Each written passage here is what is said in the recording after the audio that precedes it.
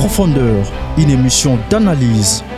Profondeur est un guide infaillible pour décortiquer profondément l'actualité afin d'avoir un réel aperçu sur le fonctionnement de la République démocratique du Congo. Pour contextualiser, expliquer et commenter, Profondeur reçoit un invité pour faire le décryptage d'actualité du jour.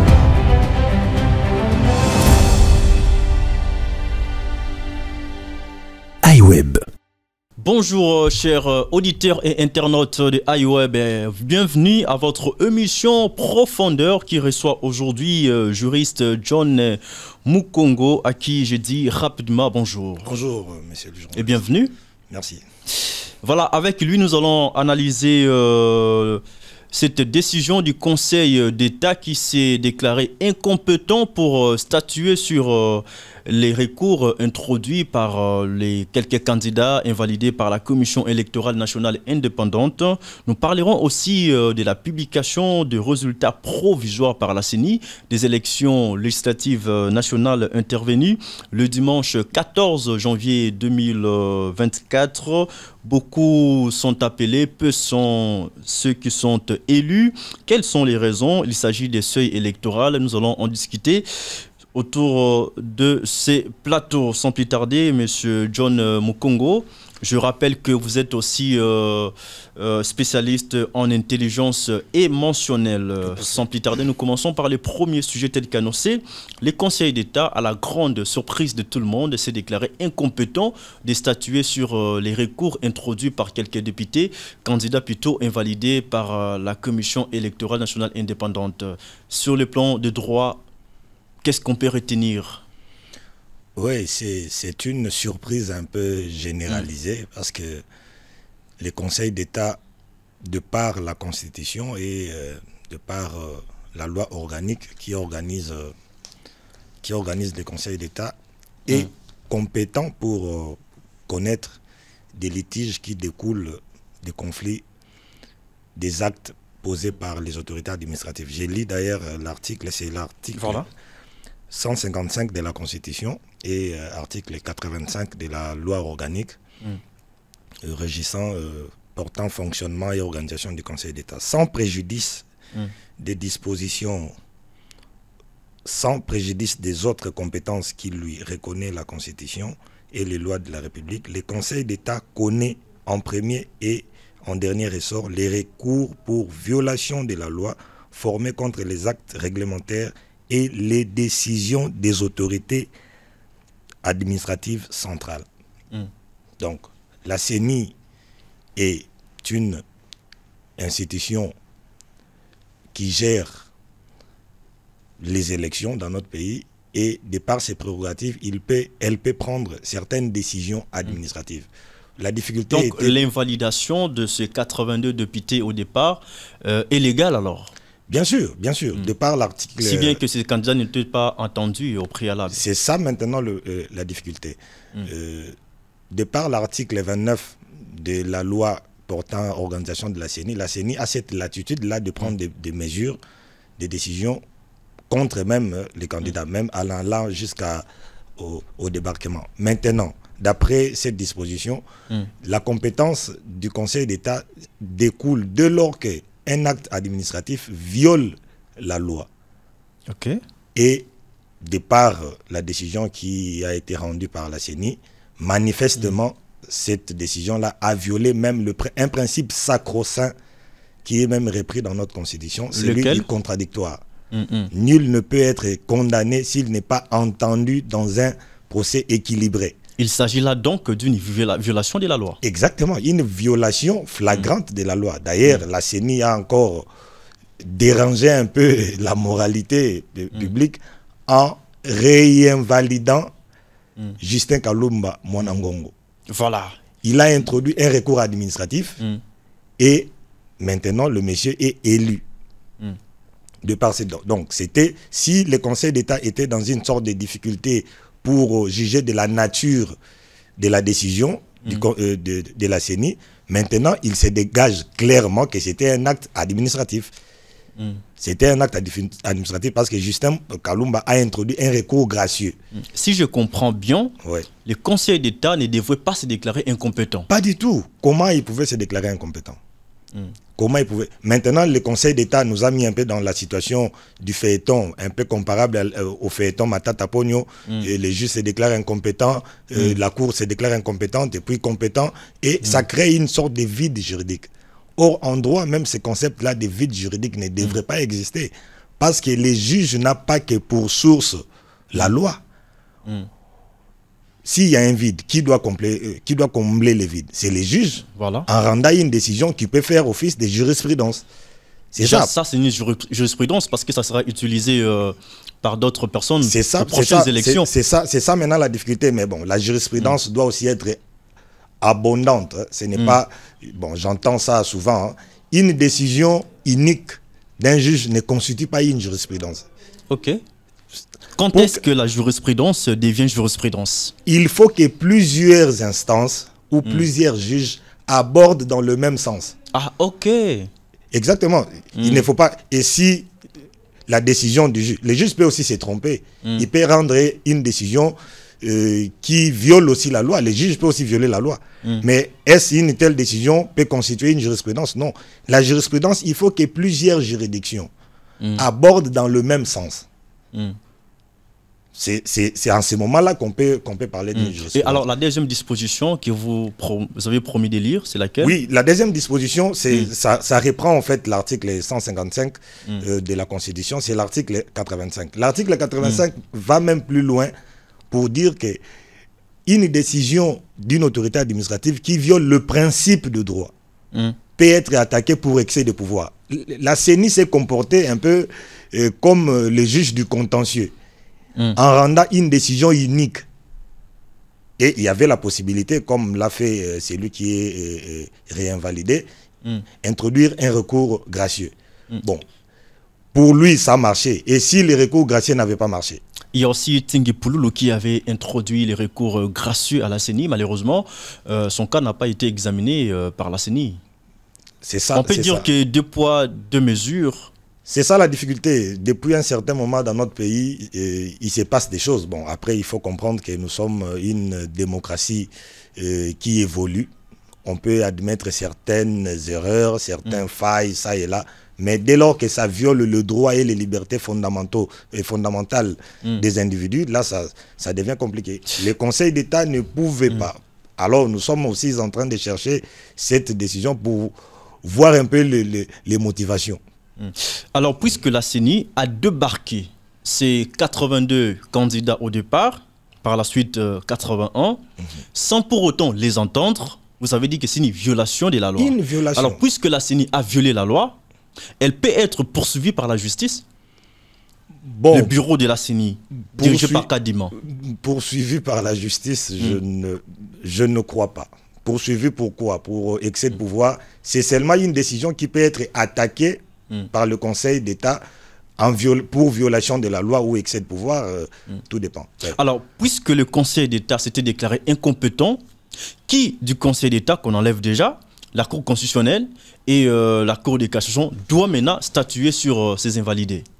C'est une situation embarrassante auquel ces 81 candidats se trouvent actuellement. Voilà. Parce qu'il y a maintenant, à moins qu'il y ait un miracle, il n'y a aucune instance qui peut connaître de ces litiges. Parce que la Cour constitutionnelle a des matières, des compétences bien définies par la Constitution. Et qu'est-ce que ces 82 candidats vont apporter à la Cour constitutionnelle? Parce que cette décision-là, les débarquants, n'est pas une décision de publication des résultats. Or, la Cour constitutionnelle est le juge du contentieux des résultats. Il n'est pas le juge du contentieux des décisions administratives de la CENI. Donc, là, il y a un vide juridique. Bon, on ne sait pas qui saisir. Le Conseil d'État a créé un vide qui ne devrait pas exister. C'est lui qui devrait traiter ces problèmes. Naturellement. Parce que c'est... D'ailleurs, ça se prouve maintenant que Justin Kalumba a été réinvalidé, d'ailleurs proclamé élu, parce qu'il a introduit un recours gracieux. Et le recours gracié est une procédure qui est ouverte pour une décision qui viole vos droits. Ça, c'est une procédure administrative. Et les patrons de l'administration, c'est qui? C'est le Conseil d'État. Si un acte, même moi, si un acte administratif viole mes droits, je commence d'abord par un recours gracié, puis les tribunaux, et ainsi de suite. Mais le patron, c'est lui qui patronne l'administration. C'est le Conseil d'État. Mais je ne sais pas. Je cherche vraiment cette décision, si elle est déjà publiée au journal officiel, pour voir un peu les motivations pour l'avenir, pour bien comprendre un peu, parce que jusque-là... Alors, pensez-vous que cette décision du Conseil d'État est politique, ou bien le Conseil d'État est influencé par les acteurs politiques afin qu'ils se déclarent incompétents? Depuis un certain moment, dans notre pays, il se passe des choses. Moi, je ne peux pas, ou je ne sais pas confirmer qu'il s'agit d'une décision politique ou pas. Mais déjà, de par le feuilleton Matata. Voilà. Ping-pong, cour de cassation, cour constitutionnelle. Ping-pong, c'est la cour constitutionnelle, c'est la cour de cassation. Après, c'est la cour constitutionnelle qui revient encore à la charge pour dire que non, je suis compétente pour juger les anciens premiers ministres. Et avec cette histoire encore des débarqués de la CENI, ça donne un peu l'impression qu'il y ait de mains noires derrière, mais je ne confirme pas. Mais sur le plan de droit, moi, je ne vois pas, je ne sais pas pourquoi la Cour constitutionnelle, le Conseil d'État pouvait se déclarer incompétent de connaître de ces litiges. Voilà, publication des résultats de législative nationale, c'était le dimanche 14 janvier 2024. La CENI a proclamé 477 élus nationaux. Il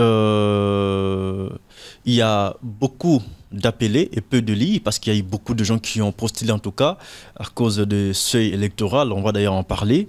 Comment vous avez d'abord accueilli cette publication des résultats? Bon, d'abord, je vais faire une petite digression. C'était une longue attente.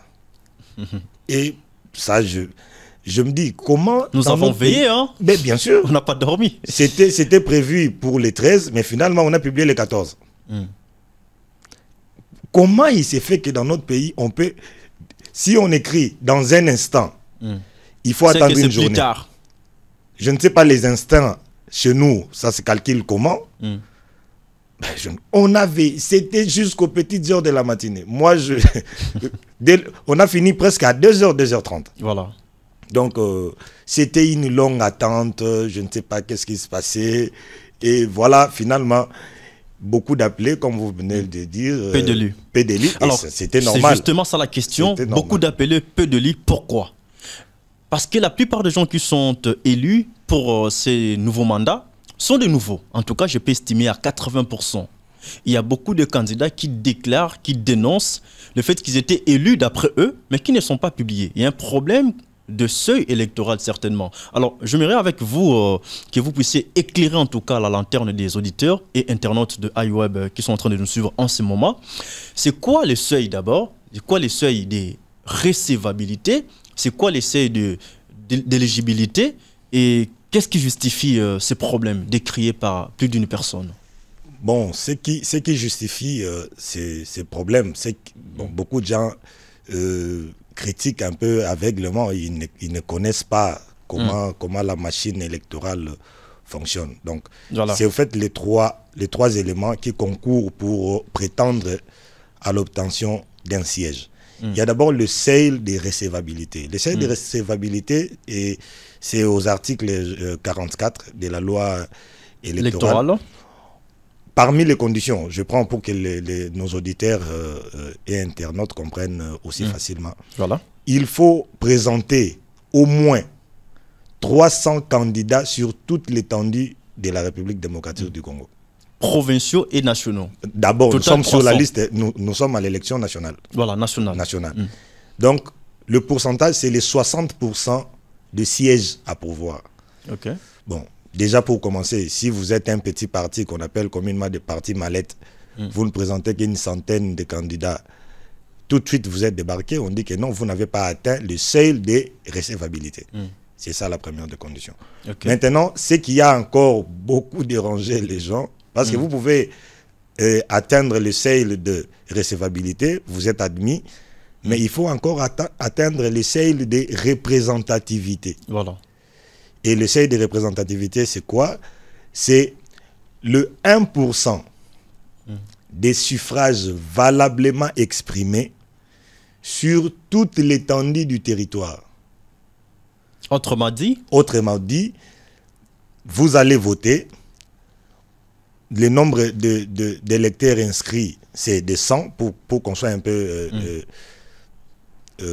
plus explicite. Voilà. 100 électeurs inscrits. Et le jour de vote, il y a 80 électeurs qui se présentent pour voter. Et les 80 ont réellement voté. Et après dépouillement, vous élaguez les bulletins nuls et les bulletins blancs.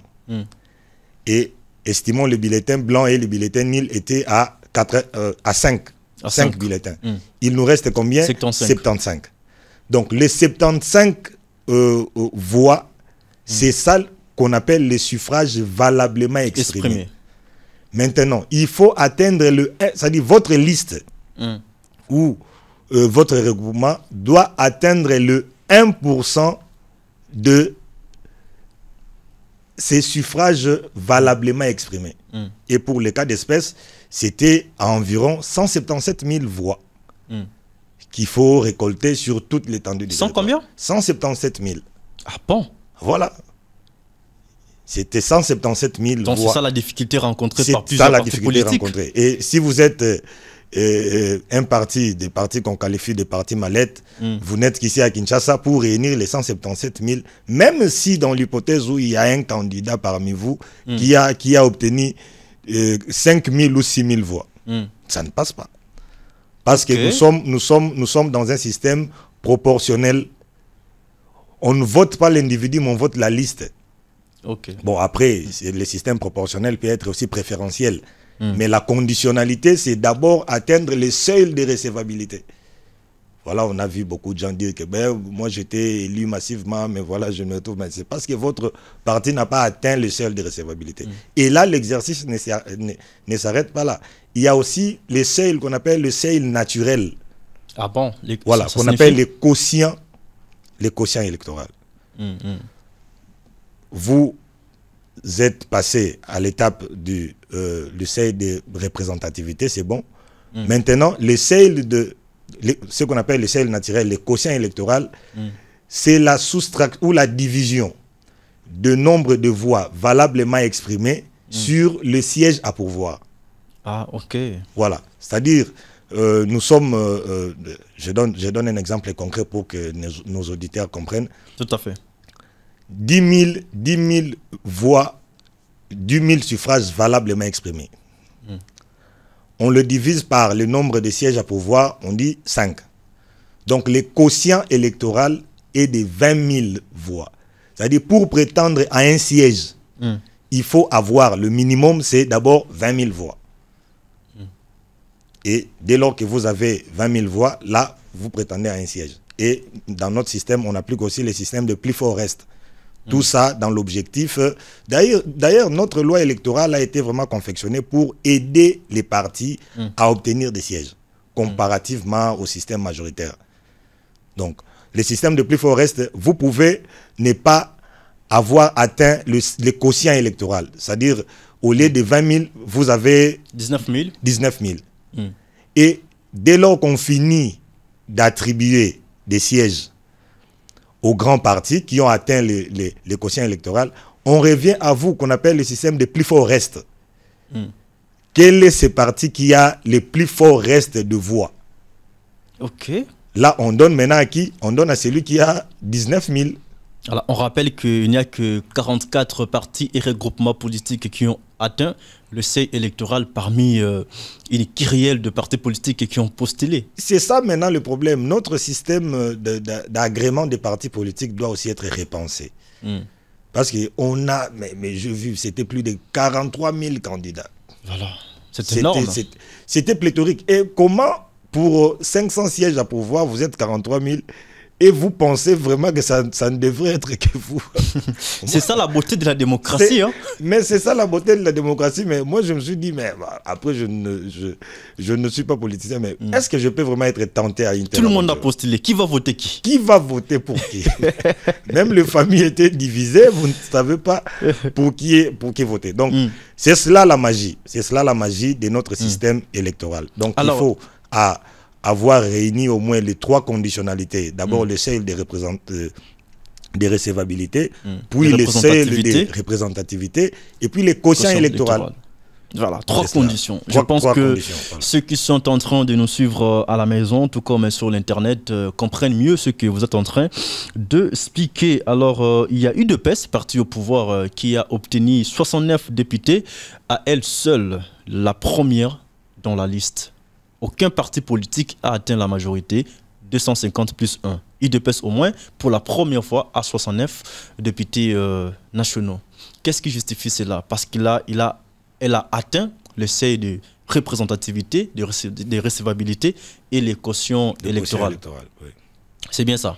Bien sûr, bien sûr. D'ailleurs, l'UDPS est parmi le premier parti à avoir atteint le seuil de représentativité. Parce qu'après, il ne faut pas se leurrer, l'UDPS est quand même représenté sur toute l'étendue du territoire. Je suis arrivé un jour dans le Congo profond, chez moi, dans le Bas-Congo, là-bas, je me dis, mais j'ai quand même trouvé les drapeaux de l'UDPS. Donc, l'UDPS, 35 ans d'élite, et puis voilà. Mais après, parmi eux encore, il y a encore des déçus, des gens qui disent qu'on a volé ici, on a triché là-bas. Mais 69, quand même, c'est déjà bon. Alors, l'Union sacrée, de manière générale, là, c'était UDPS de manière particulière. De manière générale, l'Union sacrée, la plateforme de notre président, Félix-Antoine Tshisekedi, rafle plus de 400 sièges à l'Assemblée nationale. On s'y attendait, en tout cas de plus, ce qui est vrai, mais l'opposition politique conteste ces résultats et demande l'annulation de tous les scrutins organisés en décembre 2023.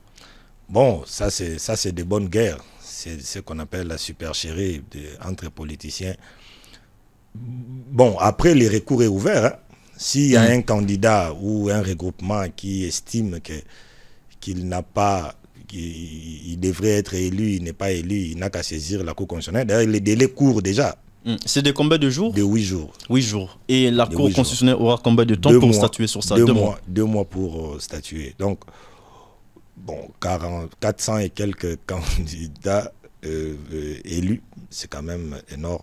Alors, la question que je vous pose est celle de savoir, les députés qui sont débarqués par la CENI, qui ne sont pas publiés, mais qui estiment qu'ils ont autant de voix, peuvent eux aussi saisir la Cour constitutionnelle? Pas du tout, ils vont saisir la Cour constitutionnelle. C'est-à-dire, dans la philosophie de la décision qu'a prise la CENI, ces gens-là, d'ailleurs, leur voix était annulée. Annulée. Voilà. Okay. Leurs voix ne sont pas considérées, ne sont pas prises en compte, ne sont pas prises en charge par la CENI. Donc, c'est fini pour eux. Ils ne peuvent pas, dès lors que si le Conseil d'État avait, ne serait-ce que par la procédure de référé liberté, suspendu l'exécution de cette décision de la CENI, ils pouvaient prétendre, parce qu'on allait revenir à la case du départ pour dire que bon voilà, on considère vos voix. Là, si d'ailleurs ils seraient élus parce qu'ils ont beaucoup de voix, d'autres candidats pouvaient aller en contestation avec eux. Là, les jeux allaient quand même se jouer un peu de manière franche. Mais le fait déjà pour la CENI de les débarquer, c'est ce que j'avais dit l'autre fois, c'était une façon peut-être de crédibiliser le processus, mais on aurait dû quand même créer une brèche pour ces gens-là. Vous avez investi tant d'argent et puis finalement vous allez au Conseil d'État, on vous dit le Conseil d'État était compétent. Maintenant, au cas où le Conseil d'État s'était déclaré compétent et qu'il a statué sur ces débarqués par la CENI et que la CENI maintienne sa décision. Et finalement, ils saisissent ces candidats, bien sûr, la Cour constitutionnelle. Là, ils auront le droit de le faire. Non, pas du tout. Déjà, la CENI ne peut pas. La CENI ne pouvait pas s'opposer à la décision du Conseil d'État. Non. c'est-à-dire la procédure de référé liberté est suspensive. Ça n'annule pas le problème. En fait, le problème allait rester à l'État. Ok. Mais la décision allait suspendre à l'exécution, aux effets même de la décision. C'est-à-dire, vous avez débarqué tel monsieur pour fraude, mais nous estimons que le droit de la défense a été violé, parce qu'il n'y a pas eu contradictoire. Nous suspendons d'abord les effets de la décision. Ok.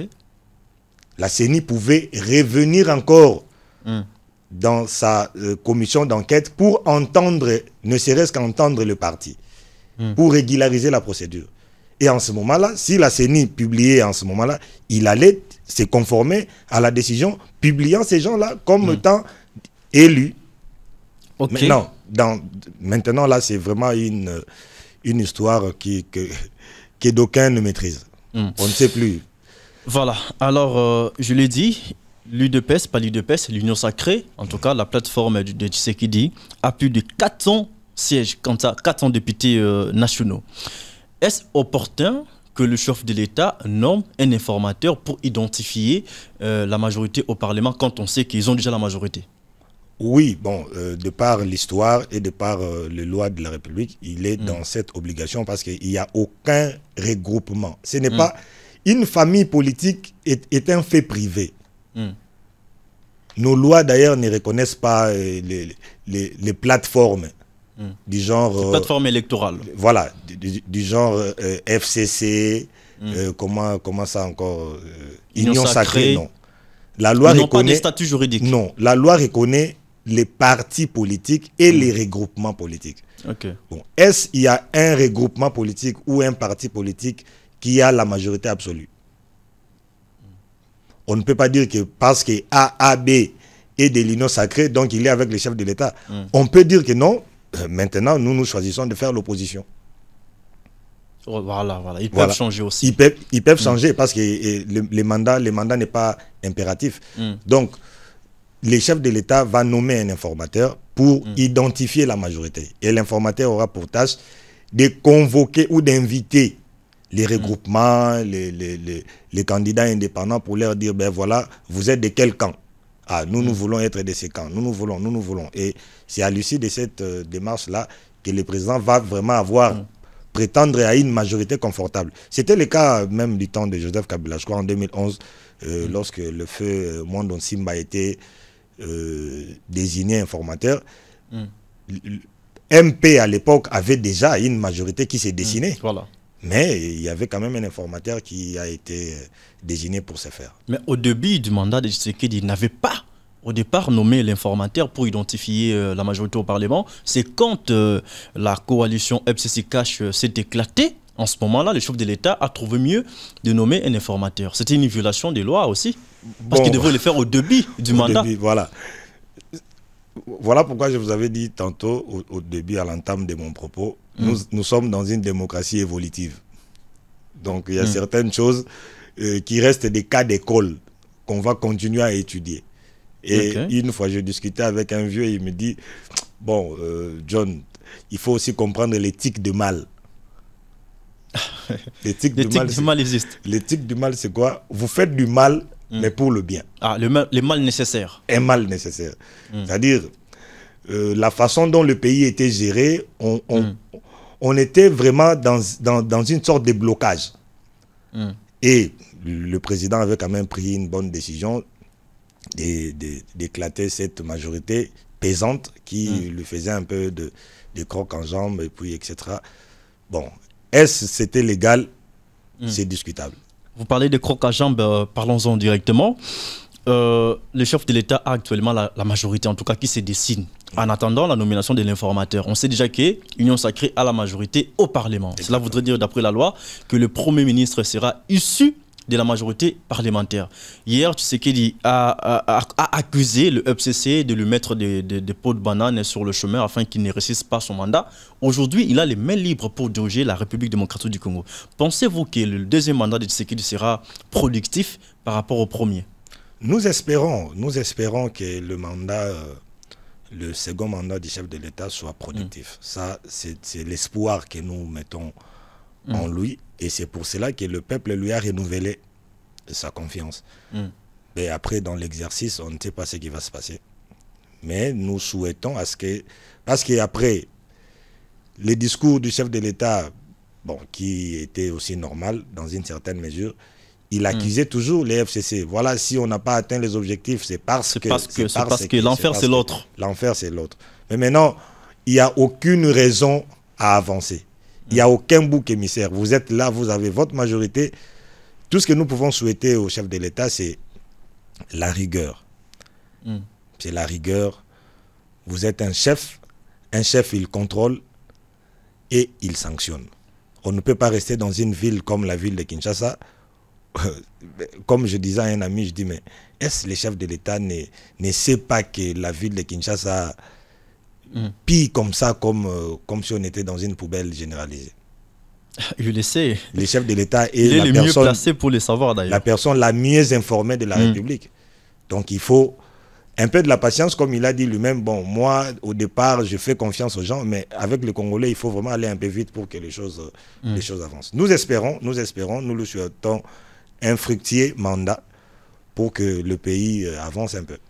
Voilà, sur les 477 élus proclamés élus provisoirement par la CENI, il n'y a que 65 femmes, soit 14%, une diminution par rapport aux élections de 2018. Qu'est-ce qui justifie cela? Et puis une autre question, est-ce que les femmes ne s'intéressent pas trop à la politique parce que même au gouvernement, elles ne sont pas assez? Au Parlement, 14% à peine. Alors que les femmes sont les premières à réclamer la parité, l'égalité de chance entre l'homme et la femme. Mais après, elles sont quasiment absentes dans toutes les institutions. Bon, déjà, de par mes convictions personnelles, je me dis, si la femme n'est pas assez représentée, c'est parce qu'elle ne veut pas être représentée. Parce que nos lois, la Constitution, pour commencer, la Constitution et les lois de la République donnent à la femme les avantages possibles. Est-ce que vous savez qu'on a même dispensé les listes qui avaient inscrit, aligné la moitié? Oui, la moitié. Oui, le 50% de femmes. Si vous avez une liste qui a 50% de candidatures féminines, vous êtes dispensé du paiement des cautions. Vous ne payez pas la caution. Est-ce qu'il n'y a pas plus avantage que ça? C'est très avantageux en tout cas. C'est très avantageux. Et j'ai vu quand même, les femmes étaient aussi alignées. Bon, s'ils ne sont pas élus, le vote est secret, on ne sait pas qu'est-ce qui s'est passé. Mais on les encourage de continuer. Mais ce n'est pas une question de discrimination où voilà, ce sont des hommes qui font en sorte que les femmes n'émergent pas. Non, c'était une compétition. Vous avez l'égalité des chances, l'égalité de droits. Personne ne vous a brimé, personne ne vous a empêché de quoi que ce soit. Si vous n'êtes pas élu, vous êtes dans le lot de ceux qui ne pouvaient pas être élus.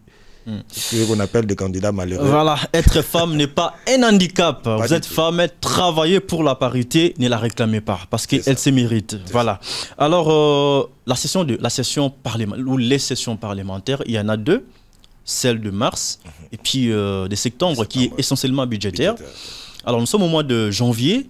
Est-ce qu'on doit attendre jusqu'au mois de mars, le 15 mars bien sûr, pour la session de mars, ou bien l'on peut convoquer une session extraordinaire en vue de l'installation du bureau d'âge qui va travailler sur l'élection du bureau définitif de l'Assemblée nationale? Que dit la loi par rapport à ça? Déjà, si on prend 2 mois, si on prend 2 mois de ces va-et-vient-là, des recours en contestation, des résultats, etc., ça nous amènera au mois de mars. Ah, ok. Donc, point de besoin de convoquer une session extraordinaire. Point ne sera besoin sinon. Parce que nous sommes au mois de janvier. Si on prend 2 mois, ça nous fait le mois de mars. Donc, au-delà de ces 2 mois, plutôt, la Cour ne peut pas aller au-delà des 2 mois prévus par la loi. Non, ces délais-là est impératif. Déjà, il y a des gens qui disent qu'on doit renforcer le nombre de juges à la Cour constitutionnelle parce qu'ils sont peu nombreux, alors qu'il y a beaucoup de gens qui vont contester la loi prévoit aussi les conseillers référendaires. C'est-à-dire? C'est-à-dire des juges qui assistent, parce que la composition de la Cour constitutionnelle, c'est de 9 membres. Alors, est-ce que vous pouvez vraiment imaginer que seuls les 9 membres peuvent arriver à faire grands travaux. Donc il y a aussi des juges référendaires, des juges comme on appelle des juges assesseurs, des gens qui assistent comme des assistants. Donc avec cette disposition-là, ils seront associés à ce travail-là. Bien sûr. Ils seront associés. Alors parlons un peu des cas de Délice Sanga. Il y a 4 candidats qui ont postulé à l'élection présidentielle qui sont élus députés nationaux parce que la loi les prévoit de postuler et pour la présidentielle et pour la députation nationale ou provinciale. Il y a notamment Matata Pogno, il y a Constant Moutamba, Jean-Claude Bayende. Et voilà, Sesanga, lui, avait aussi postulé comme les autres et à la présidentielle et à la députation nationale. Les gens disent que s'il n'est pas élu, c'est parce que ce sont des comptes à rendre. Tu sais qu'il ne veut pas de sa présence à Louisa. Est-ce que c'est un problème politique de ces électorats ou bien des stratégies? Parce que d'autres disent que Sesanga a été plus aux côtés de Moïse Katumbi pour sa campagne et non, il n'a pas bâti campagne pour sa propre élection à la députation nationale. Déjà, à mon avis, à mon humble avis, je pense que ce n'est pas...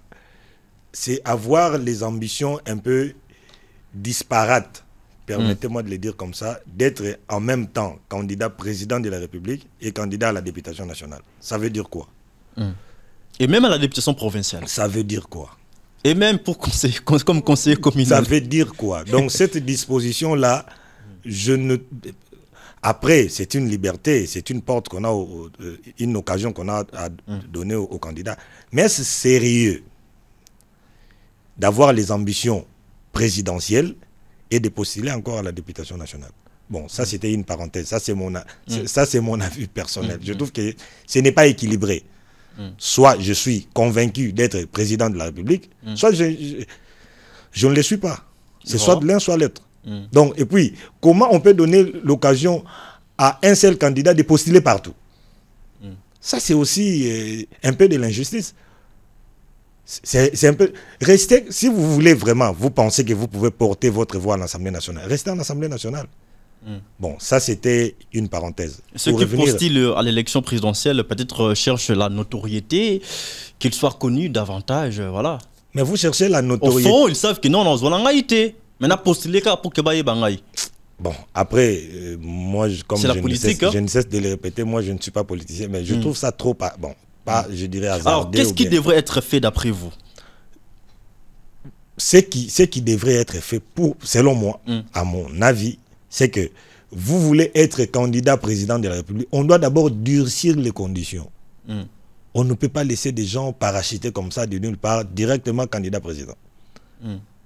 On doit d'abord durcir les conditions et de ne pas donner la possibilité à un seul individu de postuler partout. Il est lui-même candidat président, il est lui-même candidat à la députation nationale et finalement on leur donne même la possibilité de choisir. Bon, si, prenons l'hypothèse que Tshisekedi était aussi candidat à la députation nationale et provinciale, alors il aurait dû faire un choix. Et les choix seraient clairs? Bon, au cas où il réussit l'élection présidentielle. Ici, maintenant, et si il s'est dit, ben voilà, je trouve que je ne dois pas être président, je prends la députation nationale. Ah, ça serait un scandale en Afrique. Un scandale, mais lequel... Est-ce la loi, ça je ne sais pas, je m'interroge à haute voix. Est-ce la loi prévoit une préférence, une graduation des préférences? Voilà, ça aussi c'est un problème. Et s'il accepte d'être député national? C'est une hypothèse. Voilà. Donc voilà pourquoi on ne peut pas laisser aux gens d'être partout. Le mieux à faire pour moi, je pense, vous voulez être candidat président de la République, vous restez candidat président de la République. Vous voulez être à la députation nationale, vous restez là-bas. Provincial, vous restez là-bas. Je crois que ça sera justice. Parlons de cet exemple que vous avez pris, ça m'inspire beaucoup de choses. Je prends l'exemple de Tshisekedi. Candidat président de la République, ce n'est qu'un exemple. Candidat député national, candidat député provincial. 3 postes. Oui. Il est élu dans tous les 3 postes. Oui. Et une hypothèse, il choisit de siéger à l'Assemblée nationale au détriment de la présidence. Alors que la Constitution dit que le chef de l'État a un mandat de 5 ans renouvelable une seule fois. Là, il aurait fait un seul mandat parce qu'il a choisi l'Assemblée nationale. Maintenant, 5 ans après, bien qu'il était élu, il a désisté. Il peut postuler en 2028 comme candidat président de la République ou non? Bon, ça c'est vraiment... On va réfléchir à haute voix. Parce voilà, que réfléchissons en tout cas. L'émission, elle est pédagogique. Exactement. Dès lors qu'il n'a pas exercé le mandat, on suppose qu'il n'a pas consommé son mandat en entièreté. Bon, mais une démission, parce que pour formaliser cet acte-là, il doit démissionner. Il dit que non, moi, je choisis, comme pour les cas des ministres. Voilà. Vous voulez rester au gouvernement ou vous voulez aller à la députation nationale. Comme pour le mandataire, il y a toujours un choix à faire. Il fait... Et puis, je fais pour les députés. Donc, c'est un cas d'école qui mérite approfondissement. Voilà pourquoi je dis toujours que nous sommes dans une démocratie évolutive. On fait certains pas, essais-erreurs, et puis il y aura un moment où on aura vraiment une démocratie un peu consolidée. Donc, c'est ça la faiblesse. Vous voyez l'exemple que vous avez donné. Donc, ça peut plonger les pays dans une sorte de cacophonie qui ne dira pas son nom. Parce qu'il y aura toujours un choix à faire. Ici, il dit, ben voilà, moi, je ne vais pas être président de la République, je vais être député national. C'est compliqué. Donc, on ne doit pas laisser cette liberté-là à tout le monde d'être partout. C'est aussi une question, moi, je dirais, de moralité. Alors, pour terminer, parlons de Ensemble pour la République, les premiers partis politiques de l'opposition à avoir fait 18 députés, en tout cas les premiers. Tous les autres partis politiques ont moins de 18 députés nationaux. Il y a une loi qui existe sur le chef du parti, le chef de l'opposition. Le chef de file de l'opposition. Voilà, chef de file de l'opposition. Puisqu'il est le premier, Ensemble pour la République, sur la liste, en tout cas en ce qui concerne les députés nationaux, est-ce qu'on peut confier cette responsabilité à Ensemble pour la République? Ou bien il y a d'autres critères à part celui-ci? Bon, déjà, dans la représentation au niveau des institutions, c'est l'arithmétique qui compte. Si vous avez moins de députés, vous ne pouvez pas prétendre à un poste. Donc déjà, on ne peut pas parler, si on doit vraiment aller dans la logique de votre question, on ne peut pas parler de Martin Fayoulou qui a 0 député. Et sur le plan arithmétique, on va considérer quoi pour lui désigner chef de file de l'opposition. Donc, ça reviendra à Moïse Katumbi. Alors, il faudrait aussi qu'il accepte. Parce qu'il semble déjà, il conteste les résultats. Il semble être dans une position un peu tranchée. Est-ce qu'il ne va pas faire comme le fait Etienne Tshisekedi d'heureuse mémoire, d'interdire à ses élus de siéger? Mais ils vont refuser. Non seulement qu'ils vont refuser, avec les dettes qu'ils ont contractées ça et là, ils vont refuser. Ils vont refuser. La politique du siège vide, ça ne paye pas. Il faut aussi avoir l'aura de Etienne Tshisekedi pour être entendu. Mais moi, j'estime qu'il peut composer avec le pouvoir en place pour faire l'opposition républicaine. Vous êtes là, vous faites votre opposition et puis voilà, vous construisez l'État. Au lieu d'aller dans le menace, voilà, nous allons paralyser ici, nous allons faire des histoires. Ça ne vaut pas la peine. Ils sont politiciens ou dirigeants parce qu'il y a une population. Et lorsque vous vous battez là, c'est la population qui en pâtit. Et nous sommes déjà face à une population très, très extrêmement pauvre. Alors lorsque vous les embarquez encore dans vos querelles politiciennes à la congolaise, ça nous fait perdre beaucoup de temps. Donc, comme j'ai lu sur le net, la plupart des pays et africains et européens prônent au fait les dialogues entre les acteurs. Il y a eu des irrégularités, certes, mais on peut aller dialoguer. Le dialogue est une vertu. On dialogue et puis on trouve une occasion pour régler nos différends entre nous. Et ça sera toujours le Congo qui va gagner. Tout à fait. Cette émission touche à sa fin, Monsieur John Mukongo.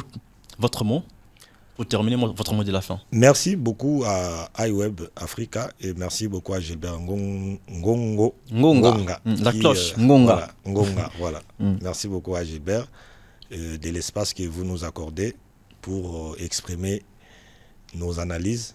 Sinon, merci à toute l'équipe technique et surtout à ceux qui nous ont suivis. S'il y a des questions, vous pouvez toujours appeler M. Gilbert Ngonga pour qu'à la prochaine occasion, qu'on mûrisse un peu la réflexion et qu'on réponde à toutes vos préoccupations. Nous sommes là vraiment pour ça. C'est à nous de vous remercier d'être venus et d'avoir répondu à nos différentes questions. Chers auditeurs de iWeb et internautes, merci aussi à vous parce que vous avez prêté une oreille attentive à cette émission. On se retrouve prochainement avec la même dose de plaisir. Au revoir.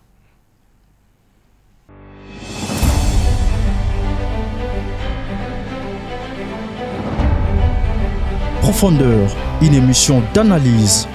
Profondeur est un guide infaillible pour décortiquer profondément l'actualité afin d'avoir un réel aperçu sur les fonctionnements de la République démocratique du Congo. Pour contextualiser, expliquer et commenter, Profondeur reçoit un invité pour faire le décryptage d'actualité du jour.